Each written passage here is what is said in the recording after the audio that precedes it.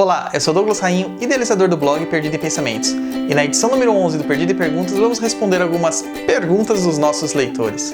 Vamos lá!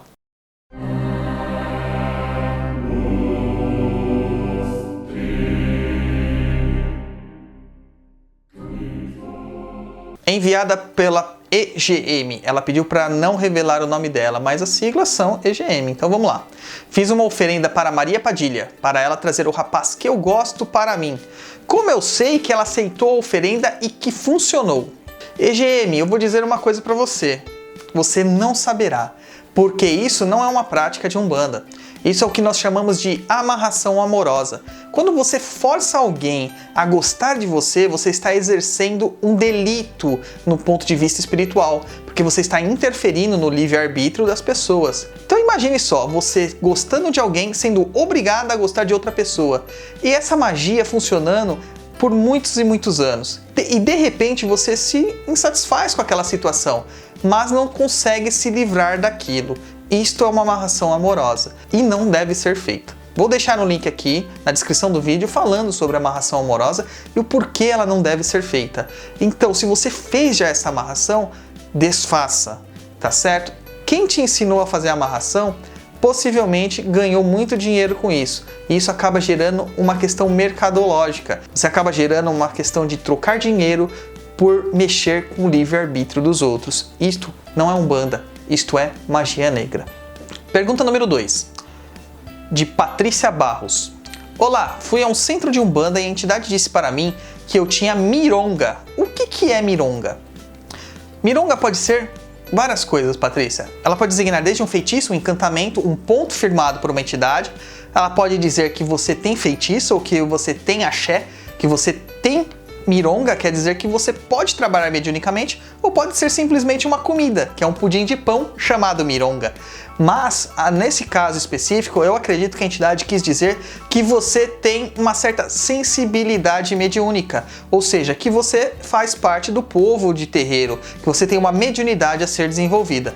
Se a entidade não disse mais nada, eu aconselho que você volte nesse local e pergunte novamente para ela. A gente tem que parar de ter medo das entidades. Nós vamos para as consultas espirituais para saber o que elas estão nos aconselhando e não para sair de lá com mais dúvidas. Então seja claro com a entidade. Diga, meu pai, minha mãe, eu não entendi o que você quis dizer. Dá para você explicar em outras palavras? E a entidade, ela não vai se sentir magoada com isso. Ela vai te explicar. Pergunta número 3, enviada por Érica Cassundé. Queria que você falasse sobre a incorporação sugestionada, quando o médium não relaxa e fica prestando atenção no próximo ao invés de deixar fluir, acaba imitando o outro. O que você pensa sobre isso? O médium, ele não pode ficar focando no que acontece ao seu redor, ele tem que se focar dentro de si. Ele precisa deixar a entidade trabalhar. Ele não tem que ficar se equiparando que se aquela entidade está fumando mais, se aquela outra dança melhor ou se aquela outra fala e gesticula de uma forma diferente da sua. Nem se o grito do caboclo é mais alto ou se a curvatura do preto velho é mais baixa. A gente tem que entender que não importa. O que importa dentro de um trabalho mediúnico, de um trabalho de Umbanda, é a caridade. E a caridade só vai ser prestada quando nós permitimos que o guia ele consiga trabalhar. Então deixe de lado qualquer tipo de distração e se foque no seu trabalho. É uma recomendação para outros médios. Quem faz isso é porque não está com a mediunidade muito firme. E o meu conselho é que seja informado por pai espiritual ou para as pessoas na hierarquia que têm algum nível de autoridade sobre os médiums, para que eles conversem com esse médium, dizendo para ele que ele tem que se soltar, que ele tem que permitir que a entidade trabalhe, que ele não tem que ficar reparando ao seu redor. Isso acaba gerando mistificação. É comum até no médium iniciante, pela insegurança, tentar imitar alguns trejeitos do pai de santo ou de uma mãe de santo, mas isso tem que ser eliminado com o passar do tempo. No começo, pela insegurança e inexperiência, é até tolerável, mas com a experiência, com o trabalho, é totalmente desacreditável e desaconselhável. Pergunta número 4, enviada por Eduardo Iga. Dentro da visão umbandista, o que são anjos e o que são demônios? Eduardo, na visão umbandista, nós temos milhares de visões umbandistas. Então eu vou dizer o que eu vejo sobre anjos e demônios. Para mim, anjos são realmente entidades criadas antes da definição de espaço e tempo por Deus. Eles são aqueles que orquestram todo o funcionamento do universo. Eles seriam os assessores diretos da divindade principal, da divindade inefável, que é Deus. Os demônios seriam categorias de espíritos trevosos e também podemos considerar como demônios entidades que eu categorizo mais como shedins, gênios, negativos e antiéticos, que se cristalizaram dentro da sua própria negatividade.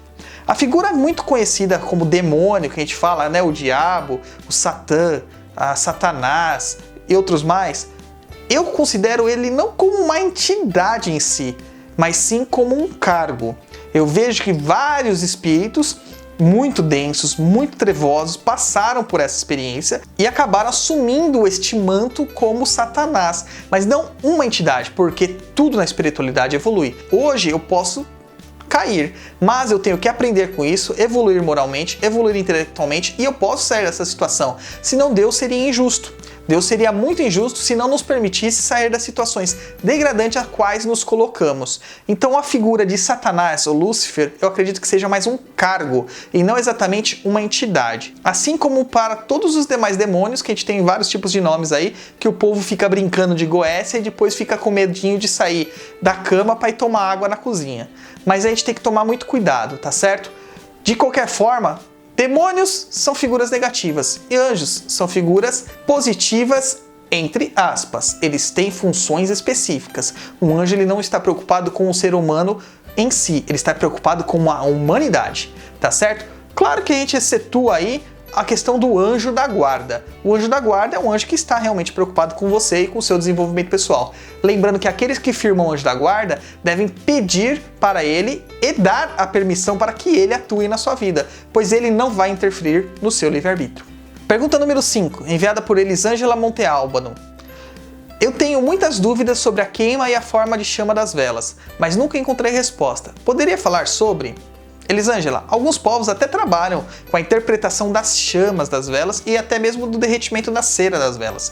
Dentro da Umbanda, isso não faz muito sentido. A vela é só um ponto de concentração, um ponto focal, um foco mágico para desenvolver algo ou para ativar um poder que já está dentro de você, tá? Então, eu diria para você que você não precisa se preocupar com isso. Deixe isso de lado. Isso não faz parte dentro da Umbanda e também não faz parte dentro da magia natural que eu pratico.